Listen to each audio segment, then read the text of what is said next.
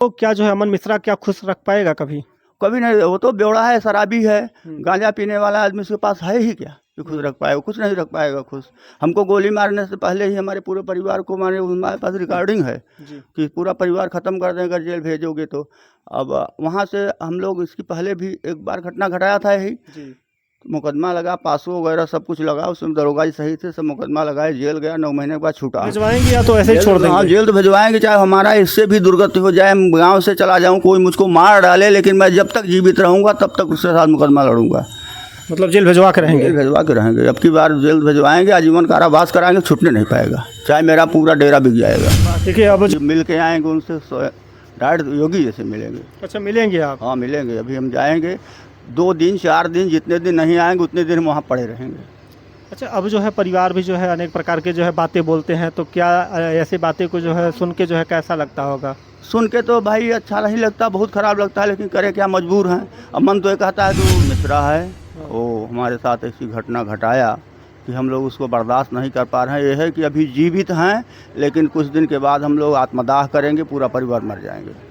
ऐसा क्यों करेंगे दादा? क्या करें बताइए, हम लोग कोई प्रतिष्ठा नहीं रह गई, इज्जत नहीं रही, समाज में कोई गणना नहीं है। जिधर निकलते हैं तरह तरह की बातें सुनते हैं, तरह तरह के वीडियोज़ आ रहे हैं। क्या करें उसके लिए, हम लोगों को मरना ही अच्छा है, इसलिए कि हमारे साथ में तो कोई प्रशासन कोई साथ नहीं दे रहा। हम लोग क्या करें? हमारी माताएं बहनें जो है आज अपने परिवार को जो है छोड़ के जो है कुछ चंद लम्हों के प्यार के चक्कर में जो है आज पूरा परिवार जो है तबाह होता हुआ नज़र आ रहा है।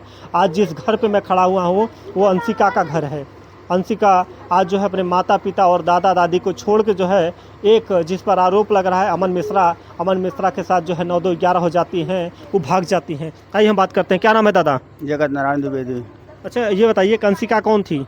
अंशिका हमारी पोती है। अच्छा, पोती, आप दादा हैं एक तरीके जी से? हाँ। अच्छा, अंशिका जो है क्या ऐसा जो है कमी रह गया था आप लोग के परवरिश में, प्यार में? ऐसा क्यों की अंशिका? ऐसा कुछ नहीं था, लेकिन अब उसकी मर्जी है, क्या करें हम लोग उसमें।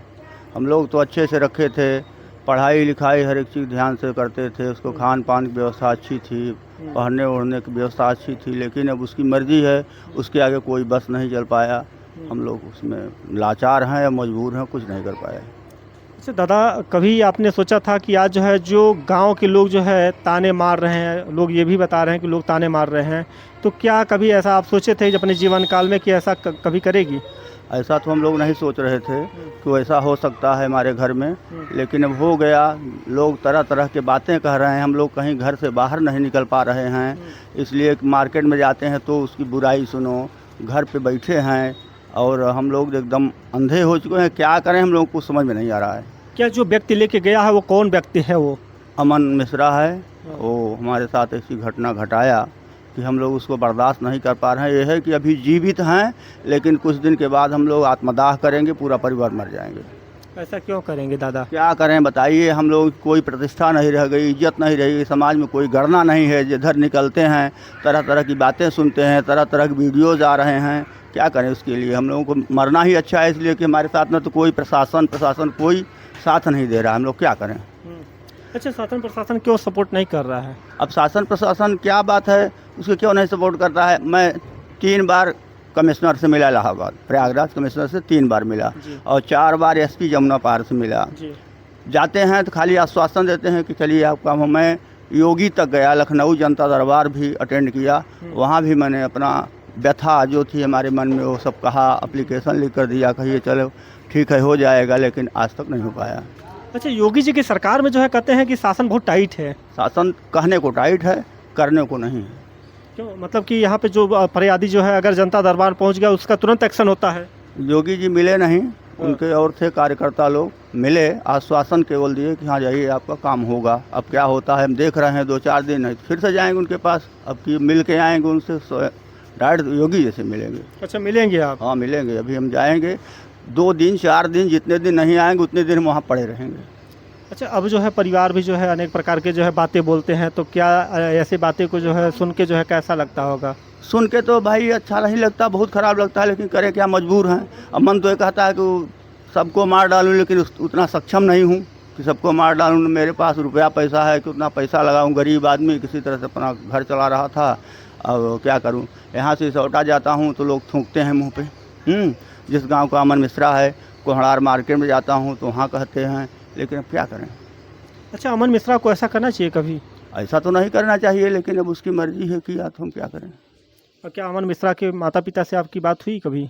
कभी नहीं, उनसे हमारी कोई बात नहीं हुई। कि जब मान लीजिए ये मामला हुआ था कि आप उनके घर गए होते तो शायद अमन मिश्रा के पिताजी से मुलाकात हुई होती तो शायद अपनी व्यथा जो है उनसे कहते कि आपका लड़का गलत किया है। देखिए ऐसा है कि इस मामले में हम लोग क्या कहें, वहाँ जाएं तो और भी जूते पड़ेंगे सर पे। वो लोग दबंग आदमी हैं, सरहंग हैं, उनके घर पे जाएंगे तो कहीं मारने पीटने लगेंगे तो क्या करेंगे।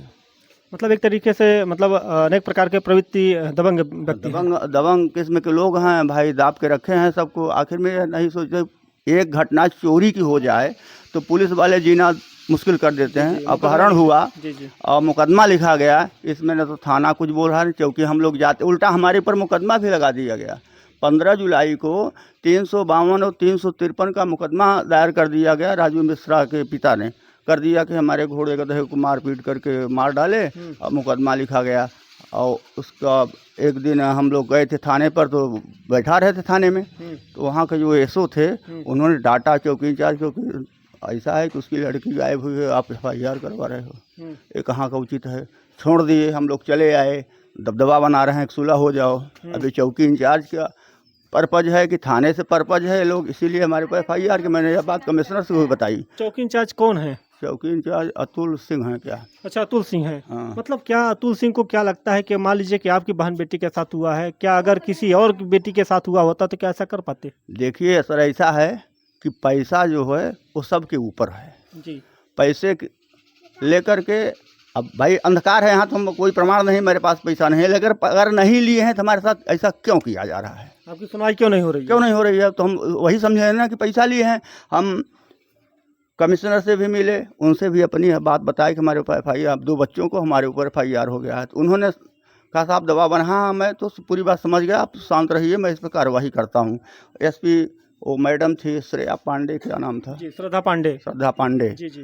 तो उनके पास वो फ़ोन लगाए और कहा कि भाई ऐसा इनके साथ हो रहा, क्यों हो रहा है?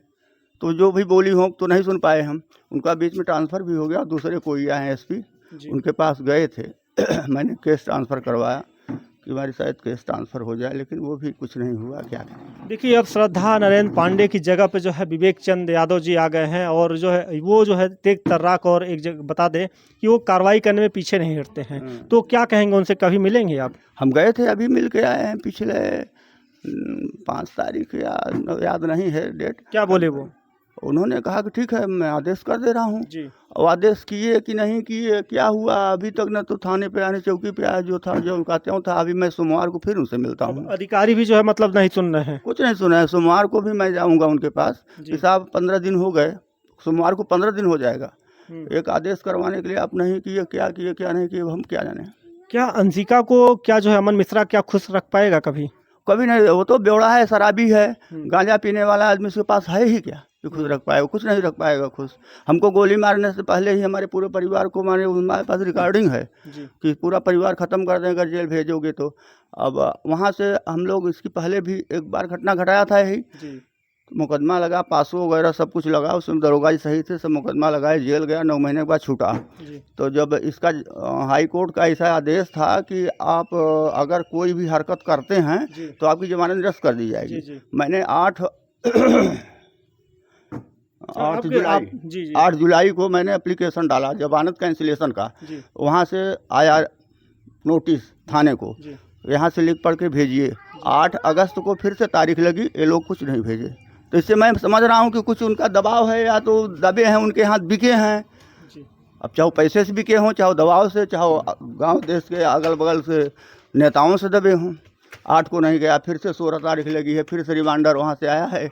अब देखिए 16 तारीख को क्या होता है। अच्छा, क्या हो सकता है कि अमन मिश्रा जो है आपसे बदला लेने के लिए जो है आपके नातिन को मतलब बनाया, मोहरा बनाया? ऐसा कोई बात ही नहीं था हमसे। हम तो भाई ऐसे आदमी हैं, किसी से गांव में न कोई लड़ाई है, न झंझट, न मुकदमा है, कुछ भी। पूरे थाने पे देख लिया जाए, हमारे पिता के समय से आज तक रिकॉर्ड देख लिया है, हमारे पास कोई मुकदमा नहीं है। योगी जी गरीबों का मसीहा माने जाते हैं, कहते हैं कि कोई भी अगर अत्याचार हो तो जब आप जो है उस अंशिका जो है क्या उनके साथ खुश रह पाएगी? कभी नहीं खुश रह पाएगी, वो कभी नहीं खुश रह पाएगी। वो तो हमको लग रहा है कि 2 महीने रखे के पास मार डालेगा, मार के फेंक देगा कहीं नाले में, यही करेगा और कुछ नहीं करेगा। तो ऐसे लोगों पे क्या कार्रवाई होनी चाहिए?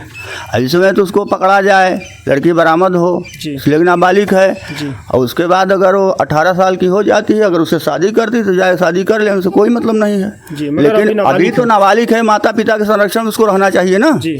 उसको कहाँ फैसला, अपने आप को फैसला लेने का हक है? अभी तो उसको फैसला लेने का हक ही नहीं है।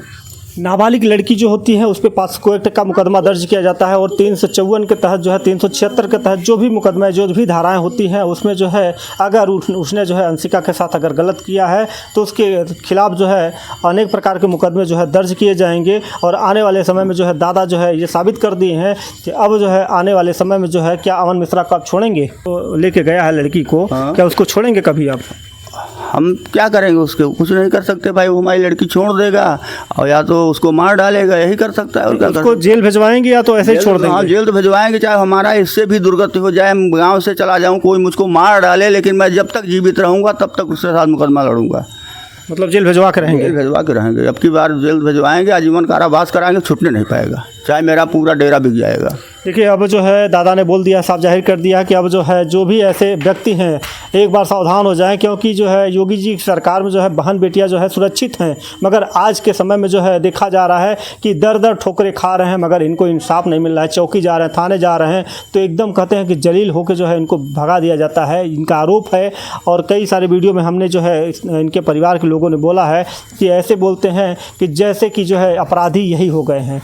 तो हमारा साहब पूर्ण विश्वास करते हैं कि कोहड़ार चौकी और मेजा थाना अंतर्गत जितने भी आला अधिकारी हैं इस वीडियो के माध्यम से जो है मैं अवगत करा देना चाहता हूं कि इनकी बेटी जो है जो नाबालिग है, माता पिता का पूर्ण अधिकार होता है कि अपनी बेटी को जो है सुरक्षा के लिए जो है माता पिता जो है हमेशा संरक्षण में उनको दिया जाए और जो भी ऐसे घिनौना कृत्य किए हैं उनके ऊपर विरुद्ध कार्रवाई होनी चाहिए।